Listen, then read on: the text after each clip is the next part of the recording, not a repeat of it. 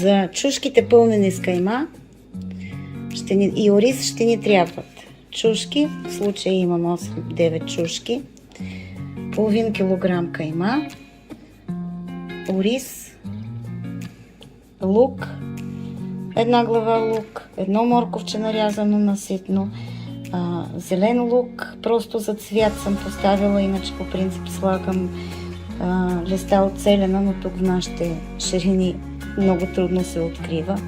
Магданоз, от подправките червен пепер, чубрица, олио, сол на вкус, черен пепер от мелничка, вода ще ни трябва и нарязане на ситно домати.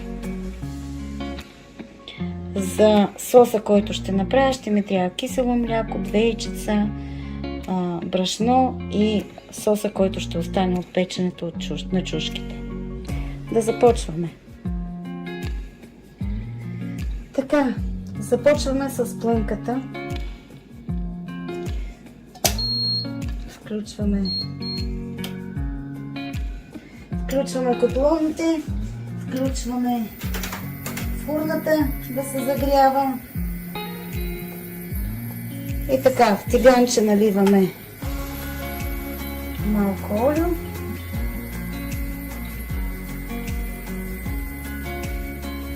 И слагаме всички зеленчуци заедно да се пържат.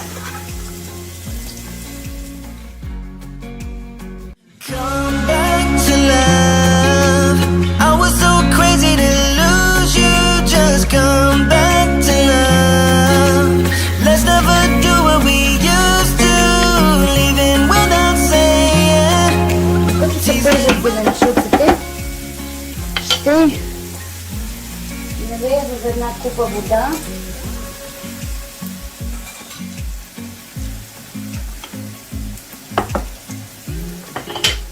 И ще изсипяме една чаша и половина ориз.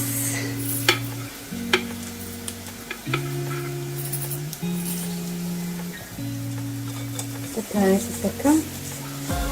По този начин нишестето от ориза пада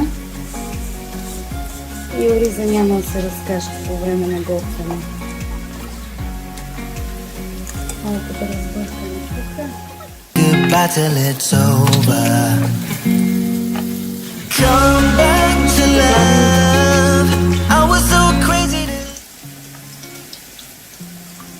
Измитият и отседен ориз към зеленчуците.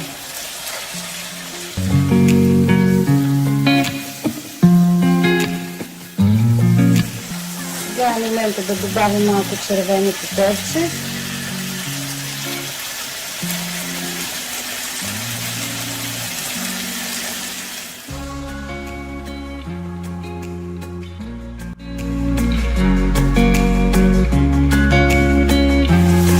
Наливам една чаша вода.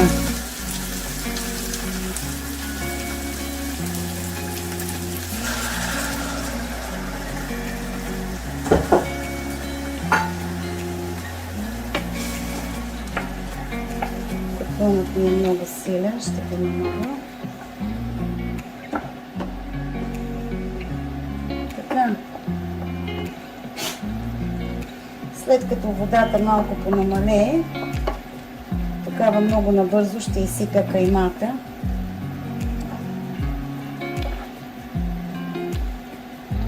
Някои хора запържват също каймата, аз не я запържвам, си я слагам съвсем накрая, за да може каймата да се сготвя в самата чушка, а не в тигана.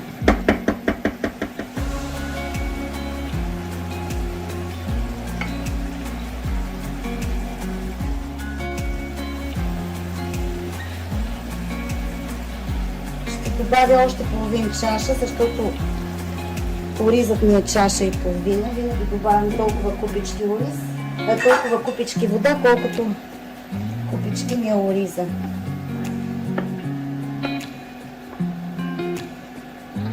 Ще добавя и доматките.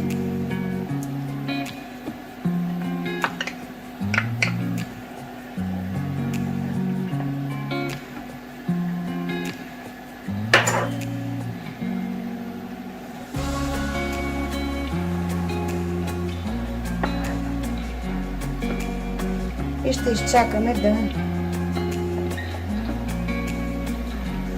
малко да поизвари водата, преди да добавим каймака.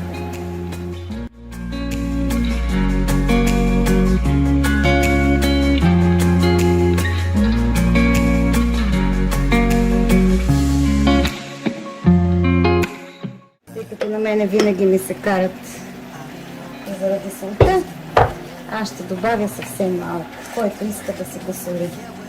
Gonna win the struggle we're in. It's never goodbye till it's over. Come back to love. I was so crazy to lose you. Just come back to love. Let's never do what we used to. Leaving without saying. Сега ще почнем да пълним чушчиците. Чушките ще ги пека в този съд. Това е чугунена тенджера. Ще ги пека в началото под капак, после ще ги отворя за няколко минутки да направят коричка. Преди да почна да пълня чушките, в съда ще сложа олица отдолу, за да не ми завали. Също така ще направя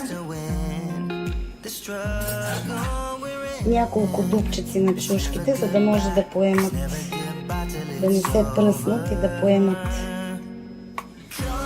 от сосчето, да станат по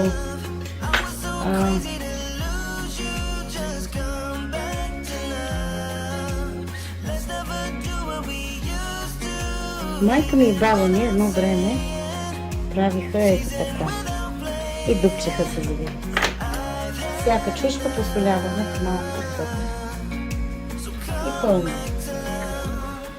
Никога не пълнете чушките догоре, но ги тъпчете хубаво, за да ги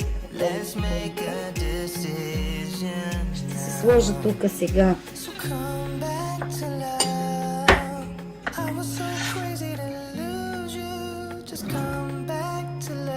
брашенцето.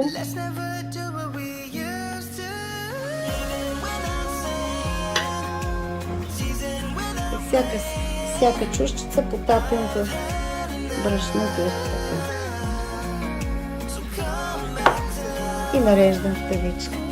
Следващата чушка бъцкам на няколко места. Правя среща отдолу с кръстче. Посвявам. Пълня чушка.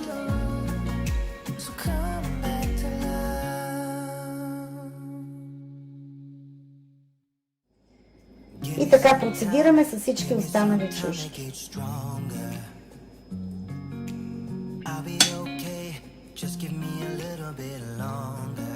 Топкаме.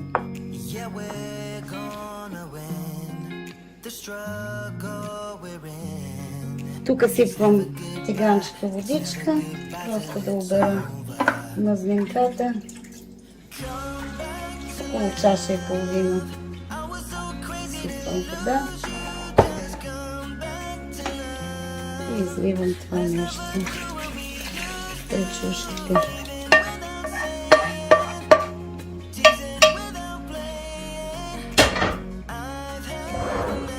Горе наливам още малко мазнинка. Посолявам. И в гореща, загрята на 180 градуса фурна, го слагам за 40 минути.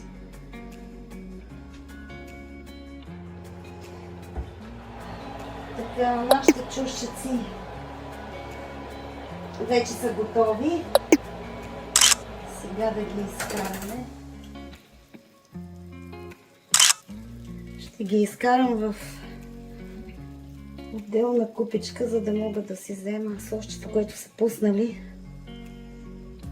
което ще използваме за соса, който ще направим сега с киселото мляко. I was so crazy to lose you.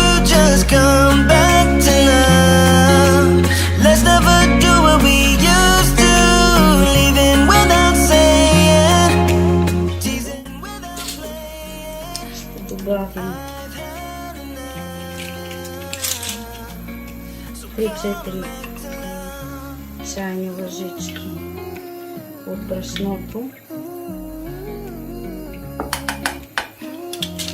Добавям това брашно не само защото ще сгъсти малко сосчето, но също така, когато се добавя яйцето в горещия сос, който се пусна от чушките, че яйцето няма да се пресече.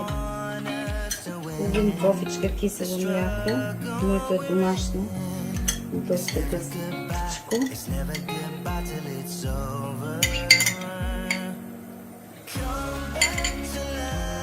И направо вътре щупваме 2 яйца. Let's never do what we used to, leaving without saying, teasing without playing. И сега, когато добавим горещия бульон,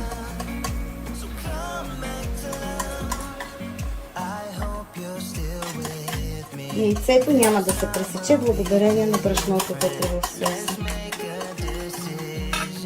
Първо добавям тук и изливам съвсем спокойно, защото знам, че няма да се пресече нищо. По същия начин може да си застройвате супите. Винаги слагате 1-2 чайни лъжички брашенце. Сега изливам бринджерката.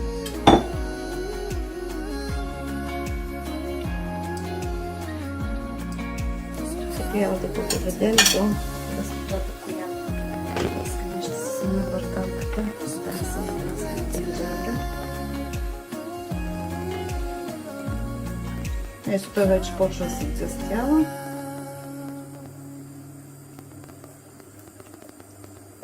Ще добавя само малко солчица.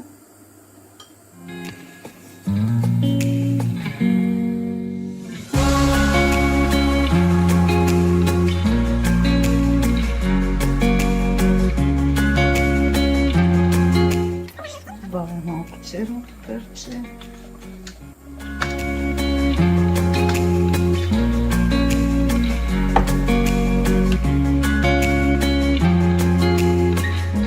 Мисля, че стана идеална консистенция. Изключваме каплуна, дърпаме го и сега да сервираме.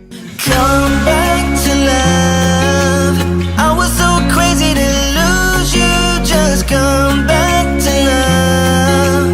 Let's never do what we used to, leaving without saying, teasing without playing. I've had enough, so come back to love.